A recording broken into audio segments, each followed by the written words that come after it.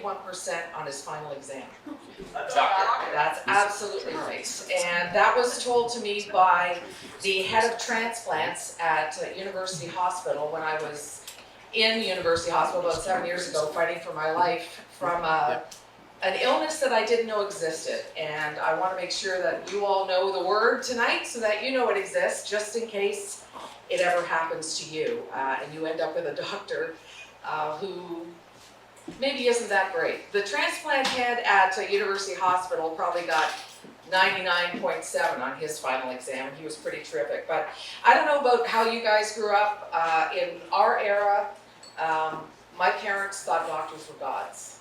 They thought they knew absolutely everything. If the doctor told you to do it, you do it. Now, my doctor, when I was a kid, they still smoked in the office. And I remember him, in fact, that's where you got your ears pierced. And I remember Dr. Schrader leaning over with a cigarette hanging out of his mouth, threatening my hair with a little gun, and he did my ear with this little gun, and he went, "Oh, gotta do that again." So as a result, I have 2 holes in this side, and singed hair from leaving the doctor's office. He always had a cigarette sitting on the table. We were also told in our family, maybe not in yours, but to swallow our feelings about something. I remember, give your uncle, who wasn't really an uncle, a hug and kiss when he comes in. And and as a little kid you think, there's something off about this. But you do it because you're told that your opinion isn't as important as that of the adults. That's how it was for me and my family anyway. So I was really good at swallowing my feelings about things and being influenced by other people too. I was headstrong. I think Ken Eastwood can attest to that, my husband as well, but at the same time could be persuaded out of things. Ken, of course, and I did a morning show together, not of course, but we did. And there's a rule in radio that if you're sick, you work. If you're dead, bring a doctor's note. And you just do not take time off because, especially now when, we've got my former radio family here and how stretched we all are for resources, how few people there are working at the radio station. If you've been a guest of radio, if you listen to radio, you kind of notice you hear the same people. Staffs are smaller and they really don't like you to take time off. So when I took time off in this winter time, 7 years ago, it was a really big deal. And I took 2 days because I thought I had the flu. And I came back on the 3rd day because the big guy was coming from Toronto and I was supposed to, everybody had to show up and hear what he had to say. So I heard what he had to say with my head like this on a desk because I was getting worse and not better. I called my doctor's office and the bulldog receptionist, who has no medical training at all, it was high flu season, and she said, "Well, you've got the flu." She diagnosed me over the phone. And I said, "Oh, I want to see my doctor anyway." And she said, "Well, I can't get you in for 2 weeks because you have the flu." And hung up on me. And so that was the end of that. She doesn't work there anymore. Not my fault, but a good thing anyway. I asked my husband to take me to a walk-in clinic. I didn't have another choice. A couple more days had gone by. I was getting chills. I couldn't eat, and I can always eat. And so I knew that was a problem. And I was sleeping probably 19, 20 hours a day, just unable to get up at all. So we went to the clinic, and it was the same thing. Everybody in the waiting room is, has the flu. So he looks at me and he says, "Another case of the flu." And I said to him, a 40-something-year-old woman who is obviously semi-sane, able to get married and hold a job, that I know it's not the flu. And he just threw his hand in the air and said, "You have the flu," and let me go. And I cried all the way home because I knew something was wrong. My family, my husband will admit, he's not, hindsight's 20/20. He said, the doctor says it's the flu, just chill out. Everybody thought I was crazy or I was exaggerating what was going on with me. I called telehealth. Have you ever used telehealth? Yeah. Well, I know there are some doctors that say, no matter what you do when you call them, they'll tell you to go to the hospital. I don't know how they operate, but, and I was talking to the nurse. I could barely pick up my phone. I remember at the time I was lying in bed. My husband actually was at the gym with Kevin. And I thought, I have a choice right now. I can either pick up the phone and call somebody, or I can just go to sleep. And as it turned out, had I gone to sleep, I wouldn't have woken up, I found out. When I eventually did call an ambulance a little while later. When the ambulance arrived, I thought, well, I can get myself out there. So I slowly walked out, and the ambulance attendant got out of the ambulance and looked at me and went, when he saw me, because he thought it was another case of the flu. He berated me all the way to the hospital as I was passing out and coming to, and asked me why I didn't call my doctor.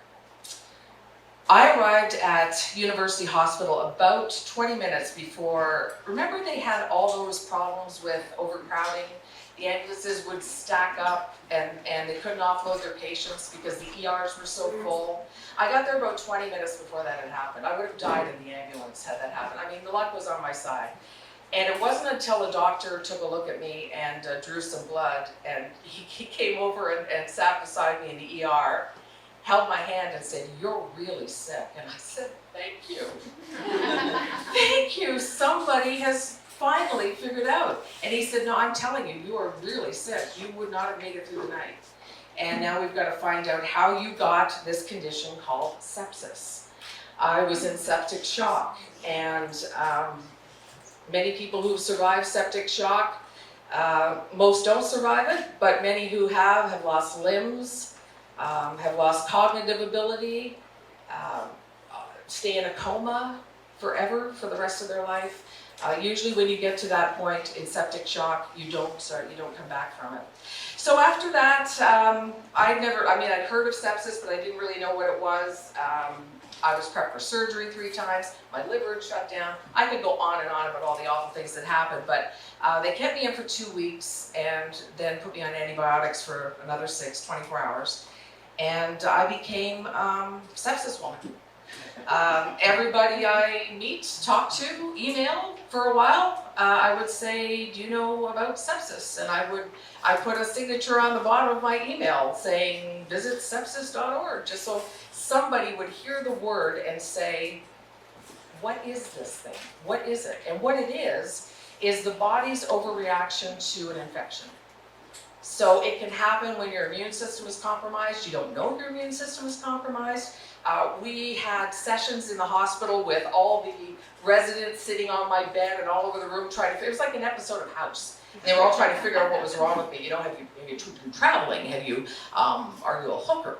Somebody actually said that, and in fact, after they asked me that, a doctor came in afterwards and says, "Look, we didn't want to offend you by that, prostitute question, but have you been having sex with a lot of men?" And no. Now that we're one-on-one, I can tell you adamantly, I really haven't. But